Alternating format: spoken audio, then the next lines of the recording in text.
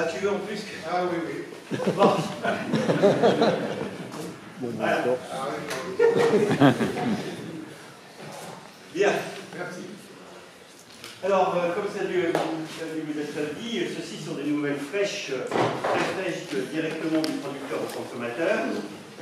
Et donc, je vais vous raconter, j'espère de manière un peu plus compréhensible que dans les articles, de quoi s'agit-il de ce que nous avons annoncé la semaine dernière. En fait, c'est pas tout à fait ce qu'on a annoncé la semaine dernière, on avait commencé à faire un teaser, à enlever un petit bout à l'occasion d'un colloque, notamment qui s'était venu à Paris à l'Institut d'astrophysique en décembre, où on avait présenté une sorte d'avant-première à nos collègues de tous les pays. Voilà. Donc je vais vous raconter les résultats 2015. Alors Planck, ça ressemble à ça, et vous allez voir beaucoup d'ovales qui mesurent là, qui sont une carte de pixels qui sont donc déployés en imaginant que les pôles de la map sont là, vous déployez ça et vous avez une carte pixel. Voilà. Alors, d'abord un petit rappel. Oui. La maison, c'est ici, à ce point-là. On est dans une galaxie. Chacune, nous sommes entourés de milliards nous sommes dans un petit soleil autour, et parmi quelques 100 milliards d'autres dans notre galaxie, la Voie lactée, qu'on va beaucoup voir dans nos images.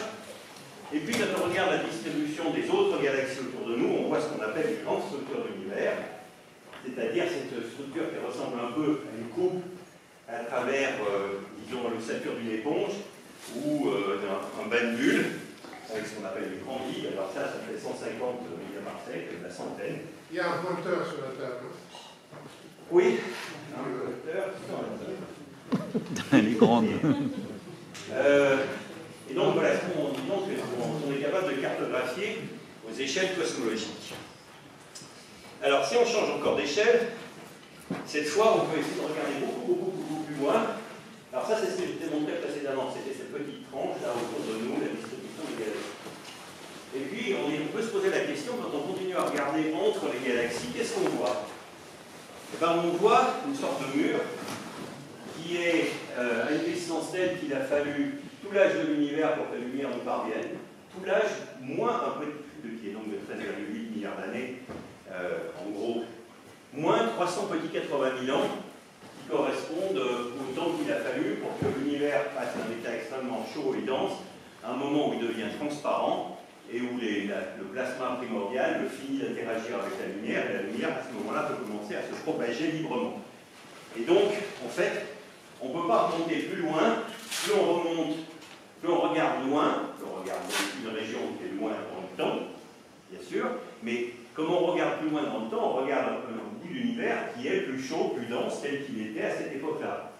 Et bien justement, quand on remonte, la question c'est jusqu'où on peut remonter, ben on peut remonter jusqu'au moment où l'univers était si chaud, si dense, qui ressemblait un peu à la surface d'une étoile, de notre. Et au-delà, ben, l'univers est tellement chaud et tellement dense qu'on ne peut pas regarder, puisque en fait, c'est une sorte de mur de la connaissance, puisque les photons sont constamment diffusés, et que donc on ne peut pas voir de la même chose qu'on ne peut pas voir à l'intérieur du Soleil. Je pense que j'ai derrière moi une petite analogie. Voilà. Ce qu'on voit là, quand on regarde la surface du Soleil, s'il vous plaît, prendre directement l'œil nu, on observe essentiellement la surface solaire, qui est l'endroit où ça devient suffisamment ténu pour que tous les photons qui sont à l'intérieur, c'est dense, c'est chaud, ça interagit tout le temps, et donc vous ne voyez pas au travers. Et puis la surface de dernière diffusion, c'est en gros quand les photons arrêtent d'interagir avec le gaz du Soleil et vont jusqu'à nous. Voilà. Alors simplement, là nous c'est confortable, vous avez l'habitude de ça pour regarder l'objet là, alors que là, ce qu'on voit c'est cette surface qui nous borde, au-delà duquel, si vous imaginez le Soleil, la partie solaire au pire, c'est ce qui est encore plus loin de nous et qui correspond à ces premiers âges, disons les 380 premiers milliers d'années. Alors, donc en fait, quand on regarde, alors ce qu'on voit nous, donc c'est le monde des galaxies, tout ça, et puis on remonte, et on tombe sur la surface de dernière diffusion, donc c'est le moment des dernières interactions, et qui est l'ambition de Planck, et puis de toute cette partie de la cosmologie, c'est de la cartographie au mieux. Vous voyez d'ailleurs que vous voyez les petits traits, on va y revenir, ça s'appelle la polarisation.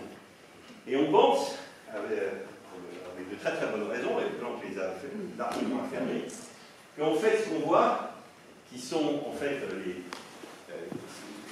on voit la transformation des petites graines, des grumeaux primordiaux, qui eux ont été engendrés beaucoup plus tôt, à une phase probablement d'inflation, ou quelque chose qui ressemble, et qui est là, et non pas à t égale 380 000 ans, mais qui là est un phénomène qui a plutôt eu lieu dans le premier milliardième de seconde.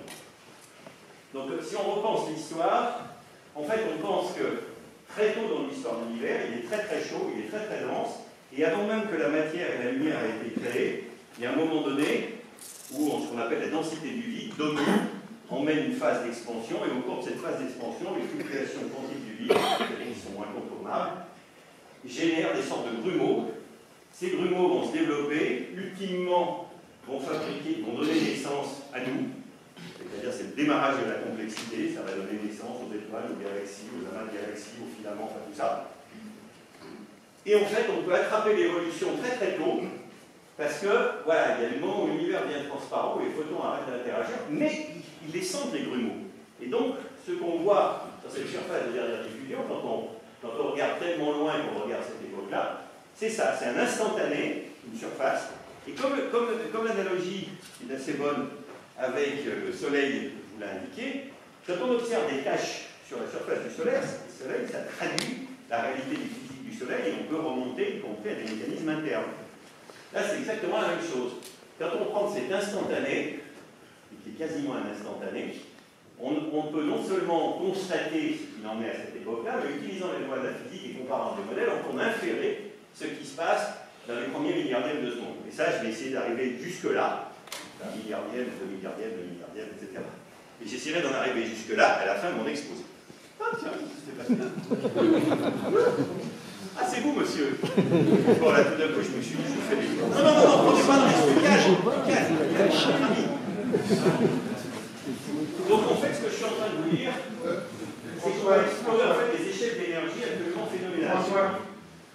Oui. Le micro est là-bas, je m'excuse. Ah oui. Je n'ai pas de chef. Bon, de baladeur. Ouais. Bon, alors... Et vous m'entendez pas quand je parle? Non. Bon, alors maintenant, je ne peux plus entendre parler, j'ai plus le droit de bouger. Donc, ça, c'est en gros le temps aujourd'hui. Et là, maintenant, vous avez une échelle d'Hogg. Donc, à chaque fois, là, quand on fait là, c'est 10 puissance 10. Donc, c'est vraiment beaucoup. Et donc, ce qu'on observe, ce que je vous ai dit, c'est qu'on peut remonter à un temps qui est là, à peu près là. Donc, c'est 13,8 milliards d'années. En gros, tout l'âge de l'univers, ça n'est que là. Mais ce qu'on imagine, c'est qu'on est en train d'être sensible à une époque d'inflation qui génère les fluctuations primordiales à 10 puissance 35 fois plus tôt qu'aujourd'hui. Donc là, c'est le fameux milliardième de seconde. Et en fait, ce qu'on explore, et c'est pour ça que c'est quelque chose qui n'intéresse pas que les astrophysiciens, voire les cosmologues, mais aussi les gens de la physique des particules et les physiciens théoriciens en général, c'est que le monde qu'on connaît aujourd'hui, qui est celui des 4 forces fondamentales, dont on a tracé l'unification au moins en partie, mais on remonte à une époque qui est à peu près l'époque de l'unification des forces électrofaibles et fortes, et finalement, pas très longtemps après, le temps de Planck. Le temps de Planck, où là, il faut disposer de gravité quantique pour être capable de faire quoi que ce soit. Et donc, voilà, on a une sorte de voyage extraordinaire où, en fait, on se déplace sur... On regarde des photons qui n'ont pas interagi avec quoi que ce soit pour l'essentiel, sauf gravitationnellement pendant 13,8 milliards d'années, qui nous permet de remonter ça, dans tout l'âge de l'univers. Et puis, en fait, on peut en inférer des choses sur ce qui s'est passé les tout premiers instants, à un moment où, en fait, on est à des échelles d'énergie, où on est très loin de pouvoir penser même un jour les explorer avec des accélérateurs de particules. Et donc, d'une certaine manière, nous utilisons l'univers primordial comme le laboratoire ultime de physique des hautes énergies. Alors, Planck, c'est quoi? Alors, c'est un projet que nous avons rêvé dans les années 92, quand les résultats de Kobe qui ont fait la première détection des anisotropies de ce fond ont été faites, ce qui a valu le prix Nobel à George Smoot.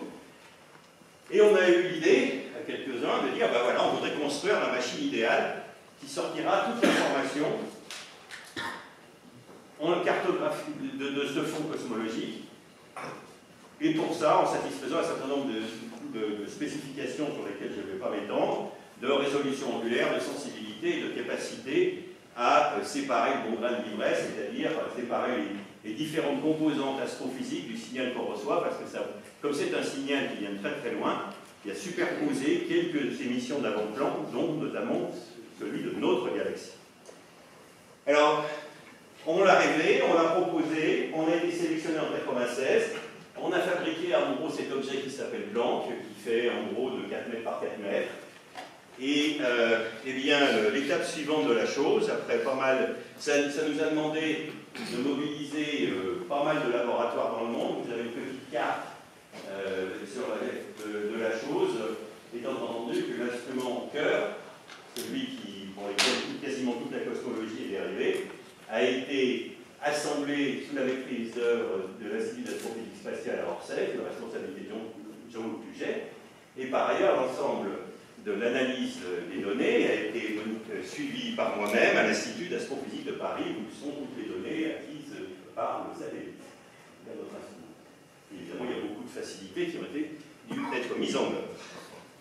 Alors, tout ça pour dire que ça aboutit au lancement en juin avec Herschel de la Guyane française à Kourou le 14 mai 2009. Et après, pour l'essentiel, pour vous donner une petite idée de comment Planck est parti au point L2. Alors, je ne sais pas si ça marche, oui, ici quand même. Hop. Donc, Planck est parti au point L2, 1,5 million de kilomètres d'ici. Il est en rotation et il regarde, il balaye le ciel dans un quasiment grand cercle, enfin, il faire son télescope qui est là, et donc il regarde comme ça, les rayons lumineux viennent face au télescope, vont dans le secondaire, puis dans le plan focal. Et progressivement, ce qu'on enregistre, donc, c'est l'émission du ciel dans une bande, voilà, à une rotation, au rythme d'une rotation par minute. Et au bout d'une rotation par minute, on ne bouge pas, on continue à prendre des photos successives, entre guillemets. Donc on fait ça pendant à peu près 1 heure. Et puis après, on se contente de suivre le mouvement de la Terre autour du Soleil, même si on est à 1,5 million de kilomètres de la Terre. Et en fait, donc, on progresse d'environ 1 degré par jour, pour faire en gros 360 degrés au bout de 365 jours. Et donc, on cartographie l'ensemble, et puis après, tout ça, ces données dites temporelles, différents détecteurs, sont analysés pour fabriquer finalement une carte. Et là, cette carte est comparée à la vision optique des choses, alors ça, c'est une des premières qu'on avait faites, qui vous montre le plan de la galaxie, de notre galaxie, donc cette fois non pas du point de vue stellaire, comme vous l'avez entendu il y a des instants, mais ça, c'est l'émission en gros des poussières de notre galaxie. Et puis, on voit aussi, derrière, un certain nombre de fluctuations qui sont codées en rouge là, qui sont ces fameuses fluctuations du corps cosmologique. Alors, ce qui a été annoncé en 2013, c'était en fait les premières mesures cosmologiques, donc où on a levé le voile et où on a la première fois où en gros on a séparé les composantes galactiques de la partie d'arrière-plan, qui cette fois est codée de couleurs différentes, et qui est la partie cartographie détaillée de cette sphère dont les photons ont mis 13,8 milliards d'années pour nous parvenir. Alors, vous savez sans doute que ça a été assez bien répercuté médiatiquement. Ça, c'était la une du Monde, le page interne, mais on était quand même assez fiers. On a fait la une du New York Times, même de Financial Times, nous avions envie. Je ne sais pas si vous imaginez, c'est dingue. On a été aussi le top 10 des avancées spectaculaires de 2013, et un truc pour lequel on est particulièrement sensible, parmi les 10 000 papiers les plus cités de toute l'astrophysique et de la physique en 2013, il y en a 5 de Planck, dont le plus cité, et qui correspondent aux paramètres cosmologiques Planck ayant indiqué, voilà les paramètres du modèle qui décrit l'univers dans lequel on vit. Alors, ceci était une entrée en matière. Tout ça, c'était pour vous dire, voilà, ça c'est ce qu'on a fait en 2013. Et en 2013, on avait basé cette analyse sur les données de la mission dite nominale, c'est-à-dire celles sur lesquelles on s'était engagé, l'ESA et nous, dans le contrat de mariage, si vous voulez. Et eux, nous, on devait fournir les instruments, on fournir d'autres choses, on devait fournir les données une fois que ça serait acquis, et eux devaient garantir, entre guillemets, un fonctionnement d'au moins une mission nominale de 15 mois. Et comme on met 6 mois, en fait, si vous imaginez des grands cercles pendant 6 mois, au bout de 6 mois, vous avez à peu près fait le tour de la voûte céleste. Donc, en gros, il y avait 2 couvertures de la voûte céleste. Alors, fort heureusement, notre instrument, qui est un instrument cryogénique, c'est-à-dire qui travaille à très basse température, à travers une chaîne cryogénique complexe, qui a plein d'étages, qui implique de la dilution d'hélium 3 avec de l'hélium 4 pour fabriquer, dans le narthex, c'est-à-dire les bolomètres qui font la mesure, du 0 à 1 Kelvin. Alors 0 à 1 Kelvin, c'est donc un dixième de degré du 0 absolu, à donc l'ordre de moins de 275 degrés Celsius.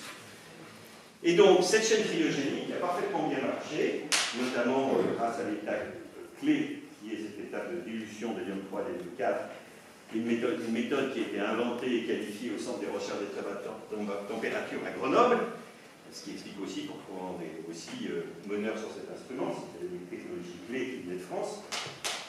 Eh bien, on a réussi à avoir des débits suffisamment faibles pour qu'en fait, nos bonbonnes, c'est comme les bonbonnes de gaz, hein, comme quand on pile, durent en fait 2 fois plus longtemps. Donc on a économisé sur les fluides, et donc en fait, l'instrument haute fréquence, HFI, est resté froid pendant 4 surveys et demi. Voilà. Et donc ça apporte une redondance. Alors ceci apporte plein de choses. D'abord, ça apporte plus de données que sur la même chose, donc le bruit des mesures co-additionnées diminues, évidemment. Mais ça offre aussi une redondance accrue. Et donc, la redondance, ça permet aussi d'aller chercher des effets systématiques, parce que vous pouvez être sensible à un effet particulier à un moment, et puis 1 an plus tard, cet effet-là, il est complètement différent, il est décorrélé, il se moyenne. Et donc, c'est assez important d'être capable, en fait, de revenir dans des tas de configurations instrumentales données et s'assurer que les hypothèses, c'est-à-dire que ce qu'on sait, c'est qu'a priori, le ciel, lui, est fixe. Enfin, il varie sur une échelle de milliards d'années. D'accord? Lui, il est fixe. Et donc, quand vous revenez un peu plus tard et que vous ne mesurez pas exactement la même chose, c'est soit du bruit, soit des effets systématiques. Et ils ne vont pas se moyenner pareil. Donc, cette redondance nous permet d'améliorer considérablement la qualité des données.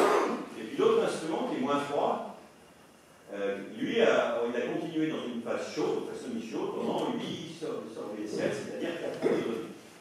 Donc, ce que je vais vous présenter, c'est en fait ce que nous avons présenté à la communauté mondiale donc, il y a peu de temps, qui est la première fois où l'intégralité des données Planck sont analysées.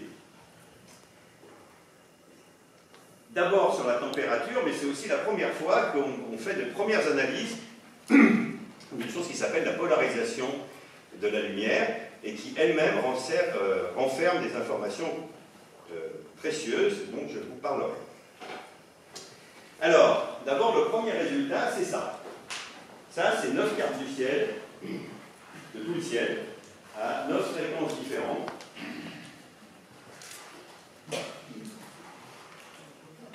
Ou donc, avec un codage des couleurs qui est tel que ce qui est un spectre de corps noir, c'est-à-dire la signature d'un rayonnement à l'équilibre, qui est justement le rayonnement qu'on cherche, puisque c'est un rayonnement qui était à l'équilibre avec le reste de la matière, il y a 13,8 milliards d'années. Donc c'est ça la prédiction essentielle, ça a été mesuré de manière très très propre que cette distribution d'énergie est un spectre de corps noir, ça va du prix Nobel à John Mather. Et donc c'est exprimé avec un code de couleur tel que tout ce qui est un spectre de corps noir a la même couleur et intensité à travers toutes les images, tout ce qui varie, c'est ce qui ne se varie pas comme un spectre de corps noir. D'accord? Et alors qu'est-ce qu'on voit? On voit qu'à haute latitude galactique, hein, on voit que c'est pareil là, dans tout ça. On voit que aussi que dans le plan de la galaxie, évidemment, c'est assez intense et ça ne ressemble pas du tout au rayonnement cosmologique. Et d'autant plus près qu'on se rapproche du centre galactique. Et puis on voit que quand on est à haute fréquence, en fait, on est totalement dominé par la poussière. Et donc là, on voit quasiment là, on voit encore un petit peu de corps noir cosmologique, on a vraiment vu très peu. Puis alors, au plus haute fréquence, on ne mesure plus que de la poussière. Ce qui, par ailleurs, est une très bonne chose, puisque, ayant une très bonne mesure de la poussière, vous la connaissez, et donc vous êtes capable d'aller, par extrapolation, aller nettoyer au mieux toutes les traces de poussière dans ces images. Je vous rassure, on n'essaye pas d'obtenir les caractéristiques du CMB derrière le centre galactique. Pour tout ça, on s'assure qu'on a des critères de qualité pour s'assurer qu'on on masque ce qu'on ne peut pas déployer, et puis le reste, eh ben, on l'a déployé au mieux. Alors ça, c'est le résultat 2015 de Brut de Fonderie. Ce sont 9 cartes du ciel. Alors pour vous donner une petite idée des caractéristiques, la sensibilité, là, ça c'est des sensibilités mesurées, c'est plus ce qu'on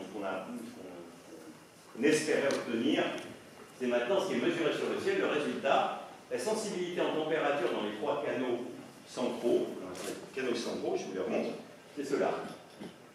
Ça, c'est les 3 canaux qui sont très sensibles au CMB, la plus grande sensibilité, la plus grande résolution angulaire, et donc c'est en gros presque toute la cosmologie va être sortie de ces 3 canaux, ces 3-là et ces 3-là, étant plutôt des gardiens pour nous permettre d'apprendre le ciel astrophysique, les différents composants d'avant-plan, pour nettoyer au mieux ces canaux-là. Alors, ces 3 canaux centraux, ce que vous voyez